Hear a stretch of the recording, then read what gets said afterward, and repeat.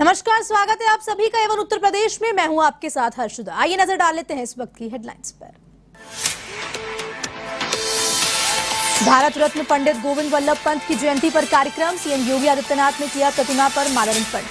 पंत ने रखी थी यूपी के समग्र विकास की बुनियाद।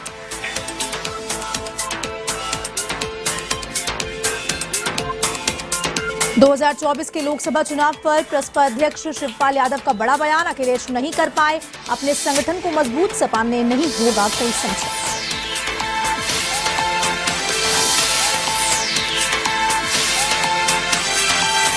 यूपी के फतेहपुर में अनियंत्रित होकर पलटे ट्रैक्टर ट्रॉली। हादसे में एक की मौत, 8 श्रद्धालु घायल।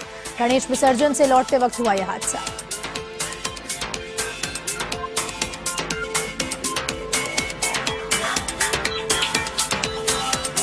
गोंडा के डंपिंग ग्राउंड को लेकर हाईकोर्ट में सुनवाई। जिला प्रशासन और नगरपालिका परिषद को लगाई फटकार। डंपिंग ग्राउंड को दूसरी जगह शिफ्ट करने के आदेश।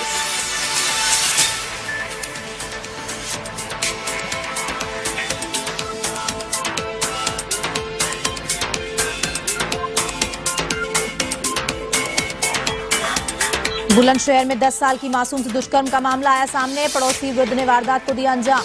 घर के बाहर से खेलते समय अपहरण और रेप।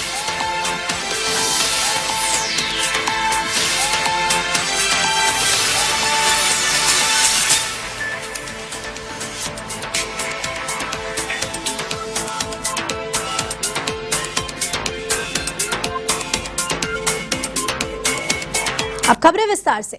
भारत रत्न पंडित गोविंद वल्लभ पंत की जयंती पर मुख्यमंत्री योगी आदित्यनाथ ने उनकी प्रतिमा पर माला चढ़ाई और सीएम योगी आदित्यनाथ ने कहा कि पंडित गोविंद वल्लभ पंत ने यूपी के समग्र विकास की बुनियाद रखी थी। इसके साथ ही देश और प्रदेश के प्रति गोविंद वल्लभ पंत का योगदान महत्वपूर्ण है। वहीं योगी आदित्यनाथ ने कहा कि यूपी विकास के नए प्रतिमान स्थापित कर रहा है। इस अवसर पर उनके साथ भाजपा नेता शारदा प्रसाद शुक्ला, मुख्य सचिव दुर्गा शंकर मिश्रा, प्रमुख सचिव गृह संजय प्रसाद, लखनऊ की मेयर संयुक्ता भाटिया समेत कई नेता अधिकारी भी मौजूद रहे।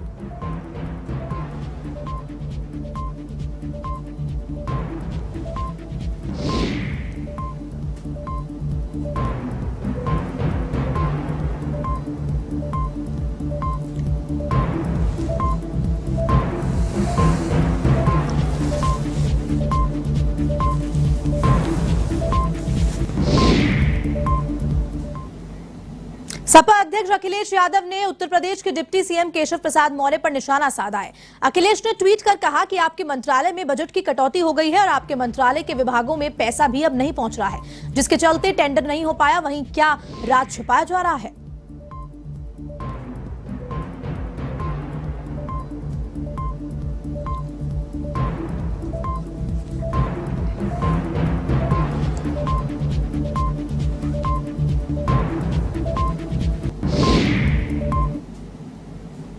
यूपी में आए दिन सपा पार्टी और भाजपा के सदस्य एक दूसरे पर निशाना साधते नजर आ रहे हैं। वहीं इस बार लखनऊ में समाजवादी पार्टी के मुख्यालय पर मोदी सरकार के खिलाफ पोस्टरबाजी की गई। दरअसल समाजवादी पार्टी प्रवक्ता आईपी सिंह सपा मुख्यालय पर यूपी बिहार बराबर गई मोदी सरकार के पोस्टर लगाए गए।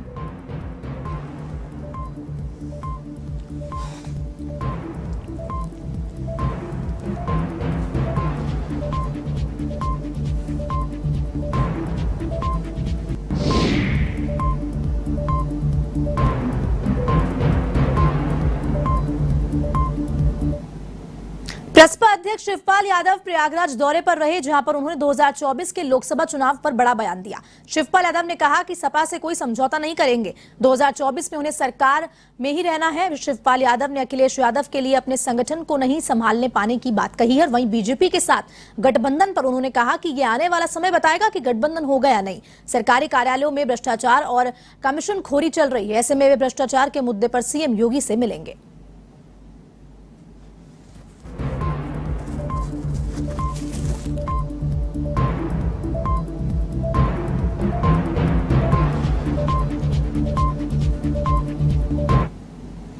कैसे शामिल हो? देखिए, मैं अपने संगठन को मजबूत कर रहा हूँ। प्रगतिशील समाजवादी पार्टी का गाजीपुर पूरे प्रदेश 75 जिलों में हमारा संगठन बन चुका है। हमारे सभी जिला अध्यक्ष नियुक्त हो चुके हैं। अब बूथ तक पहुँचना है। हमारे पार्टी के सभी पदाधिकारी इस संगठन बनाने में जुट चुके हैं। और वैसे तो आज तो हम पुण्यतिथि में आए हैं, नरेंद्र गिरी महाराज की पहली पुण्यतिथि बागमरी द्वीप पर आए। यूपी में बीजेपी और सपा नेताओं के बीच अब जुबानी जंग जारी है। अब भाजपा प्रवक्ता राकेश त्रिपाठी ने सपा अध्यक्ष अखिलेश यादव पर निशाना साधा है। उन्होंने कहा कि ये लोग सत्ता के लिए कुछ भी कर सकते हैं। पार्टी आज सत्ता में आने के लिए इतनी बेचैन है कि हर तरह के गठबंधन के दिवा स्वप्न देख रही है।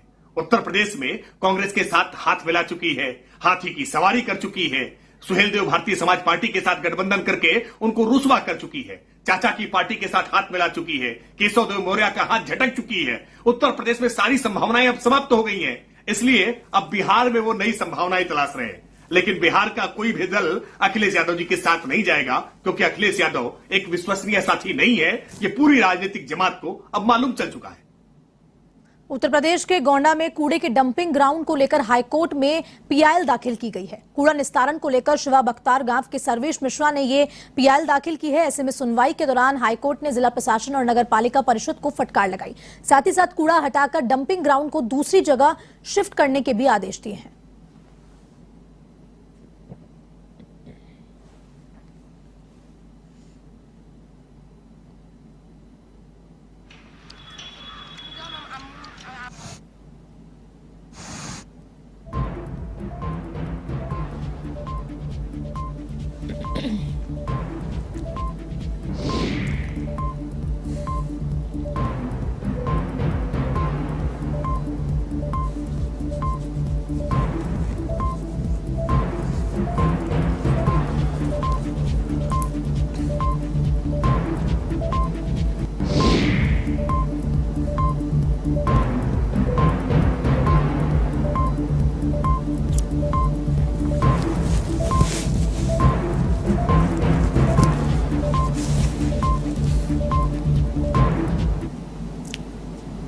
खबर यूपी के सीतापुर से है, जहां पर आम आदमी पार्टी के जिला अध्यक्ष और जिला प्रभारी आनंद जायसवाल ने तमाम पदाधिकारियों के साथ रामपुर मथुरा में हुए करोड़ों के बंदरबाट को लेकर जिलाधिकारी को ज्ञापन सौंपा।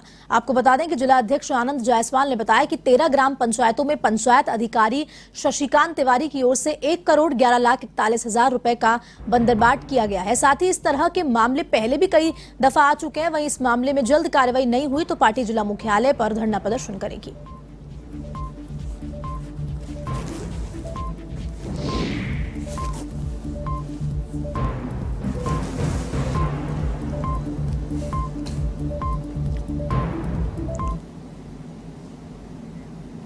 उत्तर प्रदेश के बुलंदशहर में स्वास्थ्य विभाग की लचर व्यवस्था और लापरवाही की तस्वीरें कैमरे में कैद हुई है। बुलंदशहर के खुर्जा सीएचसी के इमरजेंसी वार्ड में मरीज को स्टाफ स्ट्रेचर तक मुहैया नहीं करवा पा रहा है। ऐसे में मरीज को तीमारदार इमरजेंसी वार्ड में कंधे पर ले जाते दिखाई दे रहे हैं। वहीं सरकारी अस्पताल के डॉक्टरों पर सड़क हादसे में घायल युवक का इलाज चल रहा है।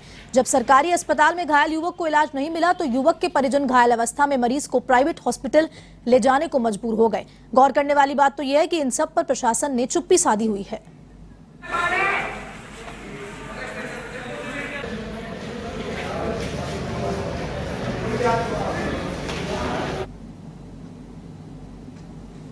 बाइक से आ रहे कहीं, इनका कोई एक्सीडेंट हो गया हल्का। अच्छा। ये यहाँ पे लेके आएगा जी, इन्होंने ड्रिंक कर रखी है। ठीक है जी, चलो हमने मान ली ड्रिंक कर रखी होगी तो कोई ट्रीटमेंट नहीं दिया जाएगा इसको। हम ले जा रहे थे प्राइवेट अस्पताल में, जब यहाँ कोई सुनवाई ना हो रही, ना कुछ देखभाल हो रही, ना कुछ ट्रीटमेंट ही नहीं दिया और वो मरीज जो डाउन होता चला जा रहा। उत्तर प्रदेश के सहारनपुर स्थित मदनुकी गांव में एक किसान के खेत में पेड़ काटने आए 3 मजदूरों की हाईटेंशन लाइन की चपेट में आने से मौत हो गई, जबकि उनका एक साथी गंभीर रूप से घायल हो गया। आपकी जानकारी के लिए बता दें कि फतेहपुर ढोला निवासी सद्दाम, नौशाद और अजय अपने साथी मजदूरों के साथ गांव मदनुकी में पेड़ काटने आए थे, जहां पास में गुजर रही विद्युत लाइन में करंट की चपेट में आने से तीनों की मौके पर ही मौत हो गई, जबकि उनका एक साथी आरिफ गंभीर रूप से घायल हो गया। घटना के बाद आरिफ को जिला अस्पताल भर्ती कराया गया, जहां उसका इलाज जारी है।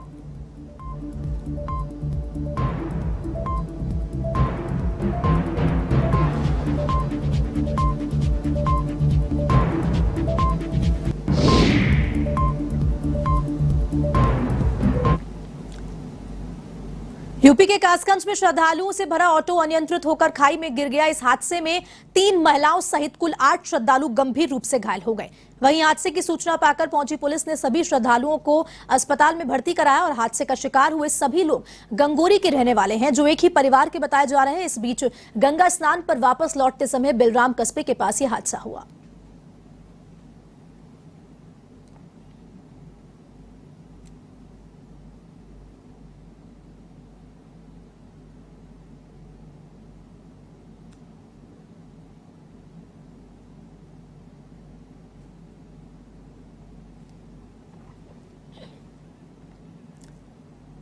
अगली खबर बाराबंकी से है, जहां महिला की करंट लगने से मौत हो गई। मंदिर की साफ सफाई के बाद पूजा करते जाते समय यह हादसा हुआ है और महिला को मंदिर का दरवाजा खोलते समय करंट लगा।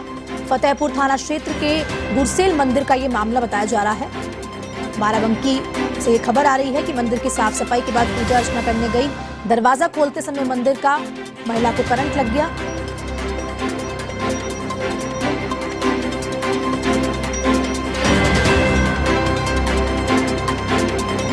करंट लगने से महिला की मौके पर ही मौत हो गई।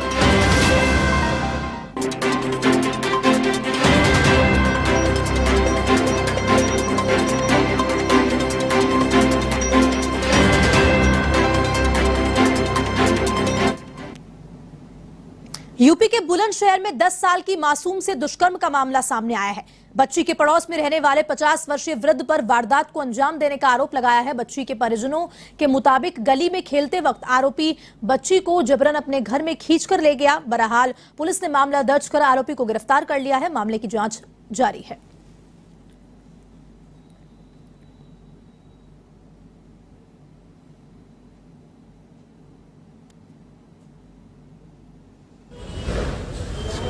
खुर्जा जंक्शन क्षेत्र में एक 10 साल की बच्ची के साथ 7 तारीख की एक घटना बताई जा रही है। अभी तक तो उसका इलाज कराया जा रहा था, लेकिन आज जाकर के ये बात प्रकाश में आई है। पुलिस को आज सूचना मिली है तो पुलिस ने फौरन कार्रवाई करते हुए अभियुक्त को गिरफ्तार कर लिया है। अभियोग पंजीकृत कर अग्रिम कार्रवाई की जा रही है। खबर की ओर, यूपी के फतेहपुर में गणेश विसर्जन से लौट रहे श्रद्धालुओं से भरे ट्रैक्टर ट्रॉली अनियंत्रित होकर पलट गए। इस हादसे में एक व्यक्ति की मौत हो गई, वहीं 8 व्यक्ति घायल हो गए। इसी हादसे की सूचना पाकर मौके पर पहुंची पुलिस ने सभी घायलों को अस्पताल में भर्ती करवाया। फिलहाल घायलों का इलाज जारी है।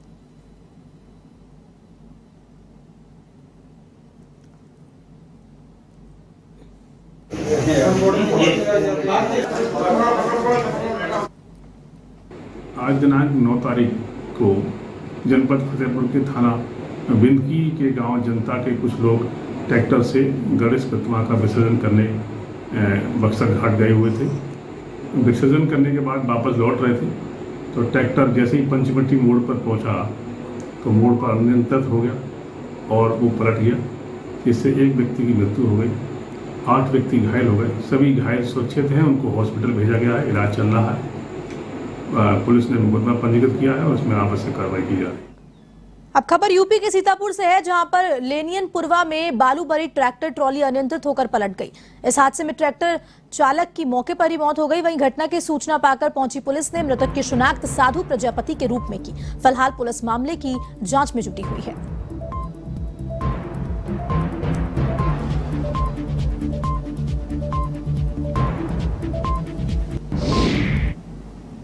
उत्तर प्रदेश के कासगंज निवासी छात्र ने खुद ब खुद चार्ज होने वाली साइकिल बनाई है।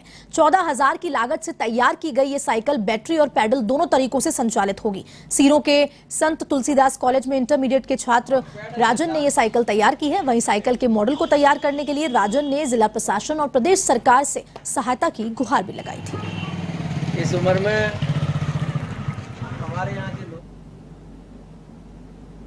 इसका पीछे कारण ये था कि बढ़ते हुए प्रदूषण को रोका जाना, और जैसे हमारे समाज में आज ई रिक्शा चल रहे हैं उसके लिए वो चोरी द्वारा अपनी ई रिक्शे को चार्ज करते हैं। मैंने ये साइकिल बनाई है, इसमें डायनामो का प्रयोग किया है जिसको द्वारा ये चलते चलते चार्ज हो। मेरा मानना ये है, मेरी हेल्प सरकार करे तो मैं एक ई रिक्शा या मोटरसाइकिल बनाना चाहता हूँ जो रिचार्जेबल हो, ऑटोमेटिक, जिसे ना पेट्रोल की ज़रूरत हो और ना ही बिजली की आवश्यकता हो। राजधानी लखनऊ के वाजिद अली शाह प्राणी उद्यान में बड़ी लापरवाही देखी गई, जहां पर एक काले मृग के बच्चे को कौवे नोच नोच कर खा गए, लेकिन प्रशासन का कोई भी कर्मचारी देखने नहीं आया। जिस तरह से चिड़ियाघर में सैकड़ों कर्मचारी कार्य करते हैं और उनका दावा यह है कि वहां किसी तरह की लापरवाही नहीं होती और सभी जानवरों व पशु पक्षियों का पूरी तरह से ख्याल रखा जाता है।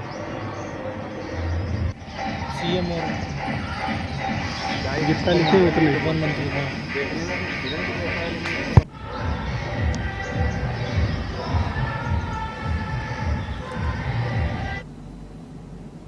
फिलहाल के लिए उत्तर प्रदेश में इतना ही। आप देश दुनिया की तमाम खबरों के लिए देखते रहिए वन टीवी।